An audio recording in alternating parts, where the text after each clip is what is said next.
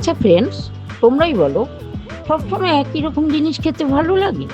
তাই আমি ঠিক করলাম বেগুন ভাজা তো খাই, আজকে বেগুন ভাজাটা একটু অন্যরকমভাবে করি। তাই আমি একটা বেগুন ধুয়ে নিয়ে পাতলা পাতলা করে লম্বা করে কেটে নিলাম।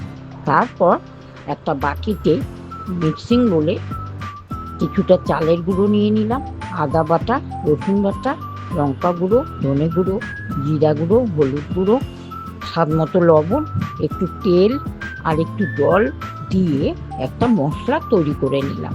তারপর বেগুনগুলোর মধ্যে এপাশ ওপাশ মিলিয়ে মশলাগুলো মেখে নিলাম। নিয়ে ওদিকে ফ্রাই প্যানে তেল দিয়ে দিলাম। তেল গরম হলো পরে একটা একটা করে বেগুনগুলো দিয়ে মশলা মাখা বেগুনগুলো একটা একটা করে ছেড়ে দিলাম। তারপর ডিপ ফ্রাই করে তুলে নিয়ে প্লেটিং করে নিলাম। নিয়ে তারপর সেটা খাওয়া হলো। ভালো হলো না? একইভাবে বেগুন ভাজা খেতে ভালো লাগে নাকি?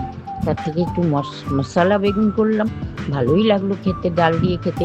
রুটি দিয়েও কিন্তু ভালো লেগেছে, আমার বাড়িতে রুটি দিয়েও খাওয়া হয়েছে, খুব ভালো লেগেছে। এইভাবে যদি তোমরা বেগুনটা মশলা দিয়ে মাখিয়ে ভাজো, খেতে কিন্তু দারুণ লাগে খেতে।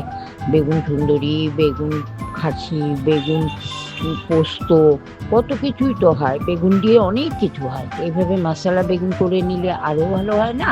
এইভাবে যদি বেগুন ভেজে নাও, তোমাদেরও ভালো লাগবে। তোমরা যদি আমার চ্যানেলে ভালো ভালো রান্না দেখতে চাও, স্ন্যাক্সের আইটেম দেখতে চাও, তাহলে আমার চ্যানেলটাকে একটু সাবস্ক্রাইব করে নিও। তাহলে কিন্তু সব কিছু তোমরা নোটিফিকেশন পেয়ে যাবে আমি আপলোড করার সাথে সাথে। আমার পাশে থেকো, এইভাবে আমার রান্না দেখতে থাকো, আর যা দেখবে সব প্রথম থেকে শেষ পর্যন্ত ভিডিওগুলো দেখবে। এইভাবে সবাই আমার পাশে থেকো। সবাইকে অনেক ভালোবাসা জানাচ্ছি। আজকের মতো রাখি, আবার দেখা হবে।